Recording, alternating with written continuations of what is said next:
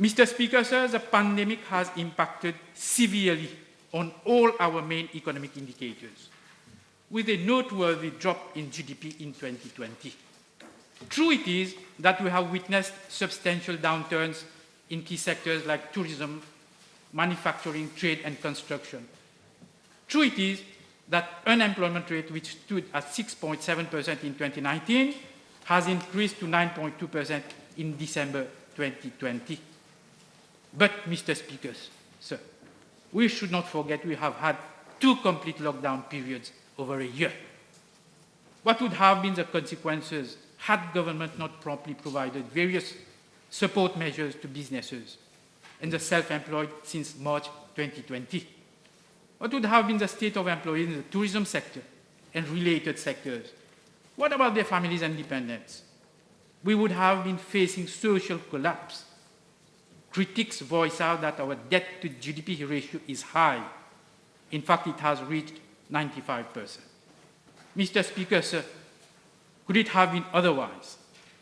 When exceptional circumstances warrant exceptional responses, we had to react, and quickly, as all responsible governments are doing. Governments around the world have been mobilizing funding and resources to a scale never witnessed except during war times. To name a few, in the US, President Biden has introduced an unprecedented economic aid package of $1.9 trillion. The UK government has spent £41.4 billion so far to support some 9.5 million employees through its coronavirus job retention scheme, resulting to a debt of GDP ratio of 98.5% in April 2021. Mr. Speaker, sir, I do not dispute higher debt to GDP ratios are worrying. Nevertheless, there are various angles to look at debt, and which the Honourable Leader of Opposition, who has been Minister of Finance, has not mentioned. Our repayment capacity goes by the interest payment as a percentage of GDP is only 2.8% of GDP for fiscal year 2020-2021. This is well below the ceiling of 3.5% set in the previous budget. Furthermore, we should consider the composition of our debt. It has to be noted that some 74% of the public debt, sector debt, is domestic debt, that is borrowed and to be repaid in Mauritian rupees. Only 26% of the public sector debt is from external sources and which would likely be subject to exchange rate and interest rate risks. Compared to African peers, we are of the few countries to have an investment grade status with regards to our sovereign debt ratings. Moreover, we should not forget that the country possesses some 18 months of imports in our gross official international reserves, which is largely above the 3 months required by the IMF, and which the Honourable Leader of Opposition has not mentioned. Mr. Speaker, sir, this is an enviable position to be in, despite the rhetoric of the Honourable Leader of Opposition to paint a black picture of the state of the economy. Therefore, Mr. Speaker, sir, we should not be apologetic and diffident that we introduce the 4th largest package in the world in terms of share of GDP. Mitigating distress, misery of common people, and thousands of families have no price. Preserving the productive capacity, support services and logistics of a nation also have no price. Hopefully, Mr. Speaker, sir, there is increased optimism over the global economic outlook. In its latest Global Economic Prospect report, the World Bank projects the world economy to grow by 5.6% in 2021, upgraded from its January 2021 projections of only 1.5%. The IMF, for its part, has projected a global output growth of 6% in 2021, while a GDP growth rate of 5% is envisaged for calendar year 2021 for Mauritius preliminary estimates of GDP growth for fiscal year 2021-2022 is at 9%, all other things remaining constant. This means that as from January next year, the economy will gather momentum. However, we need to readapt, re-engineer and remodel. Monsieur le Président, je tiens ici à saluer la faculté d'adaptation remarquable des entrepreneurs mauriciens, grands, moyens ou petits. Chacun peut gouverner lorsque la mer est belle, disait le poète latin Publius Cyrus. Mais quand nous naviguons dans des eaux incertaines, alors que l'économie mondiale tourne au ralenti, notre priorité des priorités devrait être de mener à bon port notre pays et nos citoyens. Voilà pourquoi j'accueille avec optimisme ce présent budget bâti autour de la consolidation de nos piliers économiques, de la diversification, de l'innovation au service de la relance. Monsieur le Président, je vais à présent toucher aux mesures relatives à mon portefeuille ministériel, à commencer par le développement industriel. The manufacturing sector, as one of the main pillars of the Mauritian economy, contributes around 12.1% to gross value addition and accounts for 17% of total workforce. Export-oriented enterprises, EOE, in the manufacturing sector, which was a main generator of foreign exchange earnings in 2020, registered a rather satisfactory performance despite being directly impacted by the severe market contractions in Europe and the US, our main trading partners. While it was projected that exports revenue would fall by around 30%, the decrease has been contained at 11.7%, Mr. Speaker, sir. It is worth noting that since the beginning of this year, the EOE has shown positive signs of recovery, and major operators in the sector have experienced increases in their orders. EOE exports to our main markets of the UK, France, and South Africa witnessed an increase of 19.9%, 5.9%, and 33.5% respectively. I urge the Honourable Leader of Opposition to check again his figures. It is gratifying to note that exports of medical devices have surged by 28.2%. The promotion of vaccines and pharmaceutical production in Mauritius, coupled with generous corporate tax reduction from 15% to 3% provided by the present budget, will give additional boost to the export sector. Measures taken during the pandemic, Mr. Speaker, sir, this positive performance of the export sector has not occurred in a vacuum. It is a result of a sustained effort and commitment displayed by this government over the years in collaboration with the major stakeholders involved in the export sector. Government stepped forward with a plethora of measures to address the vulnerability of manufacturing enterprises during the difficult period, especially with the wage assistance scheme. I personally ensured that during the lockdown, assistance was provided to enterprises to expedite matters relating to access and business continuity. This enables some 50% of enterprises in the EOE sector to maintain their activities, fulfill their export orders, and earn foreign exchange for the country. Mr. Speaker, we were proactive in addressing the bottlenecks faced by our business operators. To cite a few, the support for trade promotion and marketing scheme was readjusted to boost up exports to our traditional markets. It also helped in accessing new and emerging markets such as Africa, Australia, Japan, Middle East countries, and Vietnam. For the period July 2020 to May 2021, almost 116 million rupees was disbursed to 69 manufacturing enterprises. To stimulate exports and diversify markets, we are pursuing extensively our Africa strategy.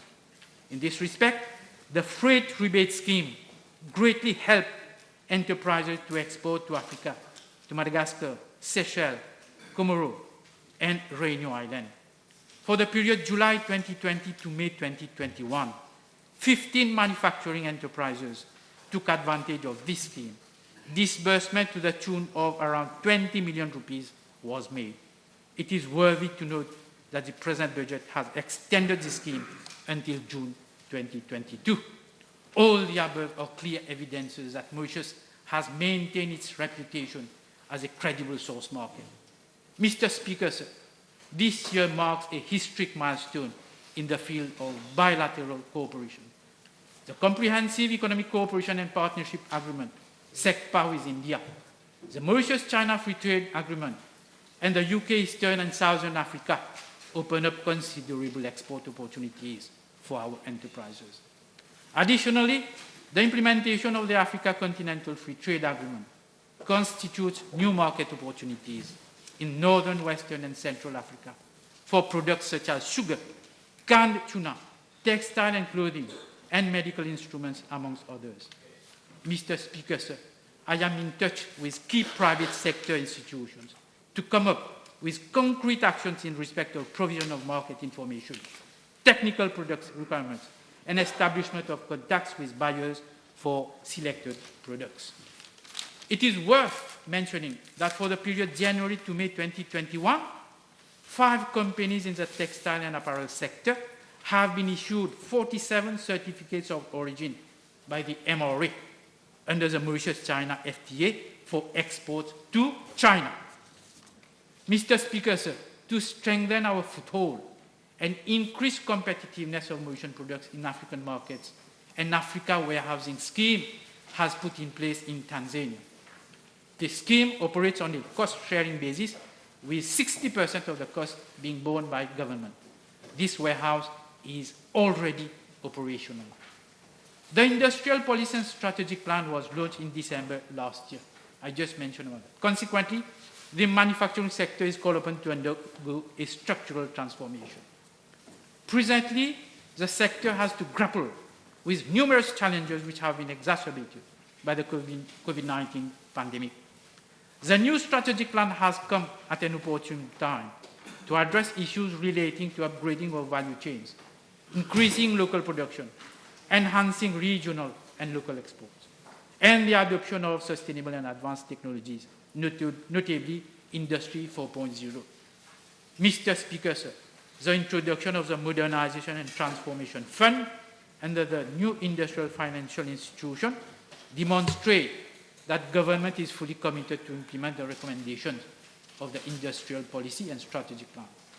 This is a revolution for the industrial financing landscape in Mauritius, as it will offer manufacturing enterprises smoother access to financing. Concurrently, the annual interest rate under the Free Leasing Equipment Modernization Scheme, LEMS, have been reduced by 1 percentage point. The financial package of 5 billion rupees earmarked under this scheme will help manufacturing enterprises to improve productivity, reduce the cost of production, and thus enhance profitability. It is also expected that the demand for new technology and equipment, including digitalization, will have a positive impact on startups. I therefore again appeal to all operators to make full use of this scheme. Mr. Speaker, sir, the introduction of the Export Development Certificate by the Economic Development Board will bring new dynamism to our export sector.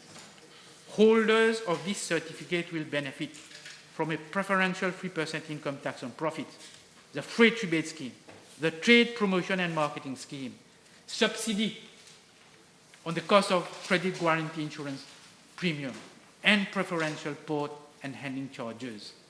It will also encourage new entrants to step forward and engage further in export activities. Mr. Speaker, sir, I will now comment on the key contribution of support institutions pertaining to industrial development falling under the aegis of my ministry. Markets in Africa offer a vast economic opportunities in Mauritius, given our proximity in the region. In that context, the Mauritius Standard Bureau has entered into several memoranda with standards bodies in Africa, Ghana, Kenya, Tanzania, Madagascar to build capacity in standards and conformity assessment activities. The MSB Act will be amended to enable the Bureau to move with a new strategic orientation in line with the rapidly evolving socio-economic development of Mauritius and to continue assuming its multifunctional role in the national economy. The Fashion and Design Institute, FDI, is reorienting its strategy towards restructuring and rebranding of the institution to adapt to global changes in the field of fashion and design education. It is also extending its activities to Rodrigues in an inclusive strategy. The National Productivity and Competitiveness Council, NPCC, is playing a catalytic role to instill productivity and quality in all spheres of the economy. To chart out a productivity improvement roadmap for the country in the years to come, the NPCC is also working on a flagship report on productivity with the technical support of the World Bank.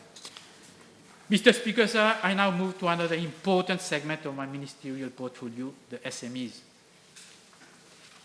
There is unanimity that SMEs are and will for long remain a major engine for growth and development of our economy. They provide 50% of all employment, contribute around 36% of the gross value added, and 12% to exports. I know that year in, year out, some members from the opposition side always claim that we had, in our budget 2015, stated that we will come up with a SME bank, which unfortunately hasn't happened. But unfortunately, the leader of the opposition is not here. But I wish to remind the House what in the budget 2012, growth for the greater good, at paragraph 98, this is what Honorable Xavier Duval stated, and quote, "We have begun the search for a specialized private financial institution to undertake the transformation of the DBM into a micro, small, and medium enterprise bank." This is what he stated in 2012. And up to 2014, no such bank has come out of earth. Aware of the systemic and structural vulnerability of SMEs and to prevent closure and preserve jobs, government has committed some 13 billion rupees to support some 285,000 employees. The reimbursement of the monthly salary compensation amounting to rupees 375 per month has been extended to June 2022. Credit facilities of up to 1 million rupees are available for business continuity. Since March 2021, the DBM has approved 1,250 applications for a total amount of 335 million rupees. Nearly 6.8 billion rupees have been dispersed to SMEs by local commercial banks as credit facilities since 2015 to date. These figures come from the Bank of Mauritius. We honestly have to appreciate that for a small island economy like ours, facing a daunting situation of a scale never seen before, these are indeed very courageous measures and equally of a scale never seen before. Mr. Speaker, sir, outreach for sensitization, sharing of information, and support are crucial for the development of entrepreneurship. To constantly improve our customer experience and support, SME Mauritius has been upgrading each of its 4 regional business support centers of Coromandel, Goodlands, Bel Air, and Rosebel. For Rodrigues, last year's budget provided funds for its full upgrade and revamping. I am pleased to inform the House that, true to a pledge I made to entrepreneurs in Rodrigues 3 years ago, I will be inaugurating the new offices as soon as flights resume. In order to support the sustained growth of SMEs and help them develop resilience in the face of constantly changing market dynamics, SME Mauritius introduced 5 schemes, namely Internal Capability Development Scheme, Technology and Innovation Scheme, SME Marketing Support Scheme, Inclusiveness and Integration Scheme, and SME Utility Connection Assistance Scheme. For financial year 2020-2021, SME Mauritius has assessed, approved, and committed a sum of 32.6 million rupees for 732 projects benefiting 635 SMEs. These SMEs have a joint turnover of 3.4 billion and support around 4,000 employees. I am pleased to inform the House that 17.8 million rupees of the sum committed has already been disbursed. In line with the strategy of upgrading of equipment and adoption of technology, the Technology and Innovation Scheme, which covers website design, development of mobile apps, and acquisition of new machines and equipment, had the highest uptake with 552 beneficiaries.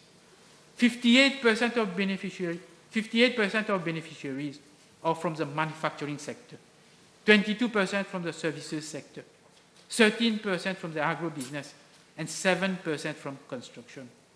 It is heartening to note that 40% of the beneficiaries are women-led enterprises. Mr. Speaker, sir, the SME employment scheme has been a resounding success in both conception and delivery.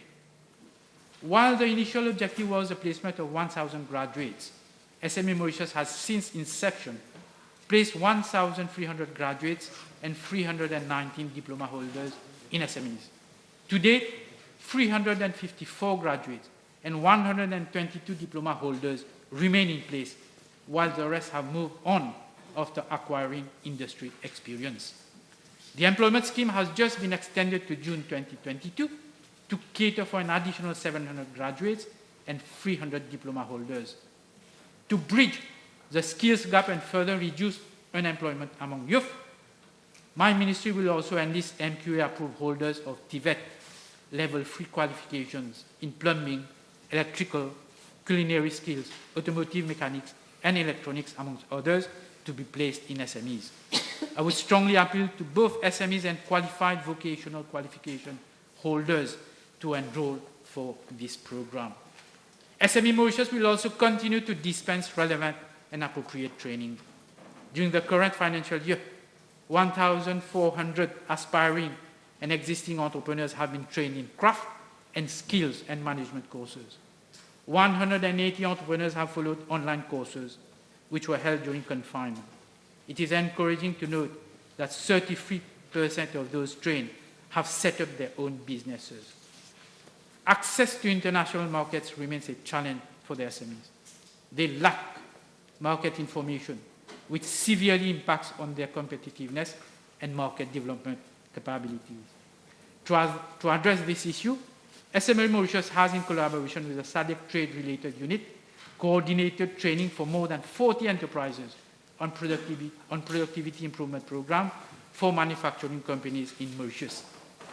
Although registration is not mandatory, I wish to make an appeal to SMEs to register themselves with my ministry to avail themselves to various incentives and schemes available. It is free of charge. For year 2020-2021, 4,262 certificates of registration have been issued to SMEs, compared to 2,508 for the previous year. Mr. Speaker, sir, at this stage, I wish to share projects in the pipeline which will pave the way for a new ecosystem. The Mauritian leather sector is being revived and revitalized. It will provide opportunities for local entrepreneurs enter niche markets. More than 100 SMEs have already been trained in the design and production of leather items. A common facilities center has already been developed on the premises of SME Mauritius at Coromandel. It will house a leather studio, a jewelry 3D printing, and a CNC industrial 3D printing studio. And despite supply chain disruptions, I am pleased to inform the House that the studios for leather and jewelry 3D printing will be operational as from next month. To expand the market reach of SMEs, my ministry is collaborating with Mauritius Post Limited on an appropriate e-commerce platform.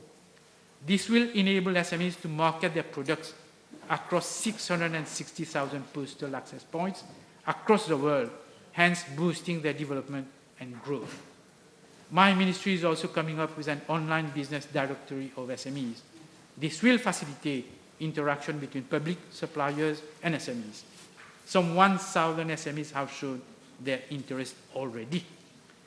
In line with our policy for import substitution and food security, a provision of 4 million rupees has been made for the setting up of 4 mini fruit processing plants to transform surpluses of tropical fruits.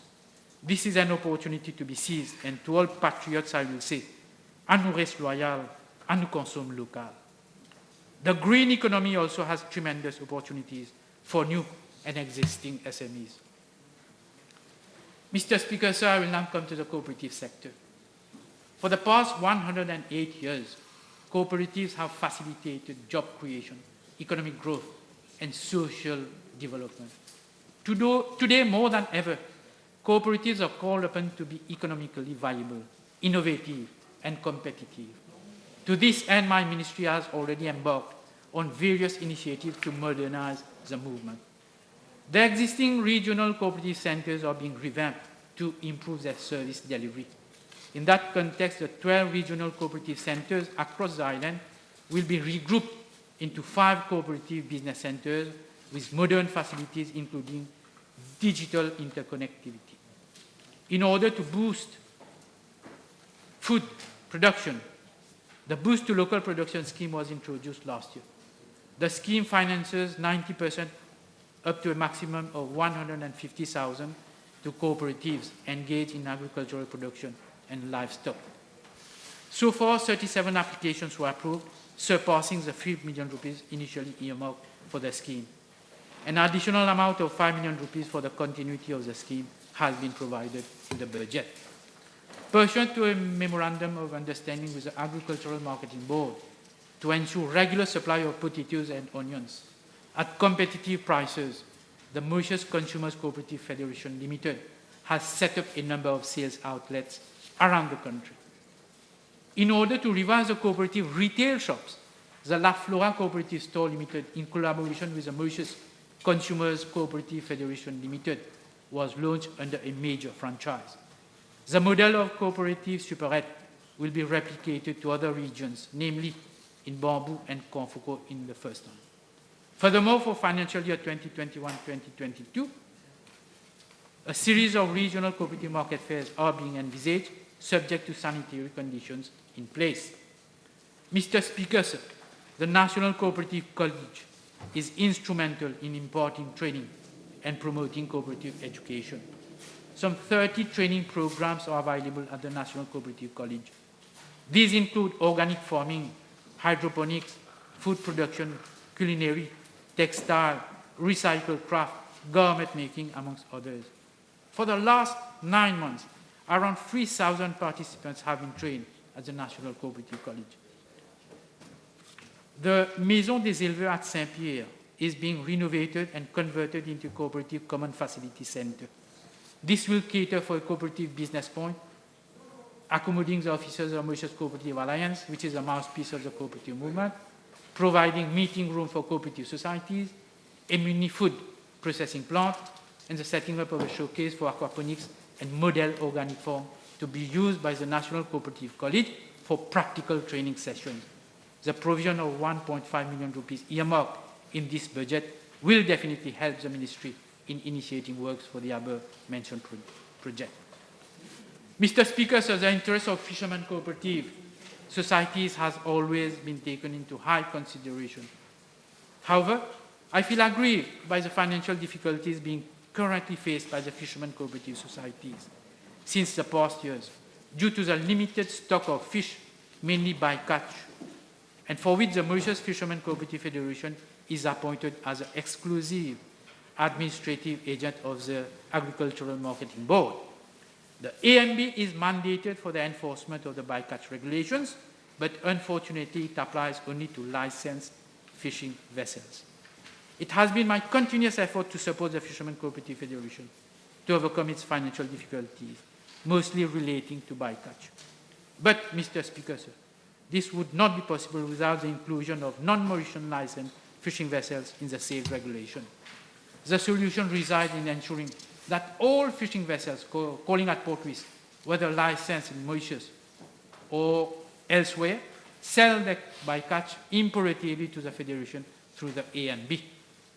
Mr. Speaker, sir, the Maison des Pêcheurs at Tamarin was set up to provide infrastructure to fishermen for the reception, storage, and distribution of fish, and to remove the fishermen from the grip of unscrupulous middlemen. I appreciate that an amount of 15 million rupees has been provided in this budget for the renovation of the Maison des Pêcheurs. This will not only increase the quantity of fish on our local market, but would also enable the Fishermen Cooperative Federation to become self-sustaining. The cooperative movement has already embarked on the path of sustainability, especially in the production of green energy. Under the solar photovoltaic rebate scheme, 19 cooperative societies have already benefited from the installation of solar photovoltaic kits. Now is the time for cooperative societies to engage in green energy production on a large scale. Land is already available as a result of many planters pulling out from cultivation of sugarcane. Mr. Speaker, sir, cooperatives help women cooperators in strengthening their economic capacity. Over and above training and capacity building programs, my ministry will provide financial assistance to women cooperatives who intend to open tailor shops. Funding of up to 200,000 will be provided for purchase of equipment for garment making, tailoring shop, rental and signage, and advertising materials. In all our endeavors, we are ensuring that the cooperative societies in Rodrigues are also part of the reorientation plan. Thus, discussions are underway to boost meat production and supply. The Fédération des associations coopératives des éleveurs de Rodrigues Limited and the Rodrigues Agricultural Marketing Cooperative Federation Limited are very receptive to the idea of engaging into fruitful partnership with their Mauritian counterparts, with a view to producing and supplying meat which are of good quality and reasonable price. These federations are willing to produce up to 3 times of their local capacity for export to Mauritius. Monsieur le Président, alors que nous subissons une pandémie mondiale sans précédent, donc l'ampleur, la portée, les effets et les conséquences présentes et futures, pour la plupart, restent encore indéterminés. Il nous reste qu'à rester fidèles à notre mission de servir le pays et de servir notre peuple. Rien ne changera si nous nous croisons les bras ou si nous reculons vis-à-vis des critiques viles, tristes, souvent injustes. Rien ne changera sans la solidarité. Et ce, de tout un chacun. Ce budget présenté par le ministre des Finances repose sur du concret, d'une vision réfléchie et partagée, des ambitions mesurées et la réalité des attentes de nos citoyens. Il nous incombe à épouser les nouvelles donnes, et ce rapidement. Il n'y a que le travail acharné et assidu, et l'effort de tout un chacun que nous mènerons vers cette relance économique dont nous aspirons. Merci, Monsieur le Président.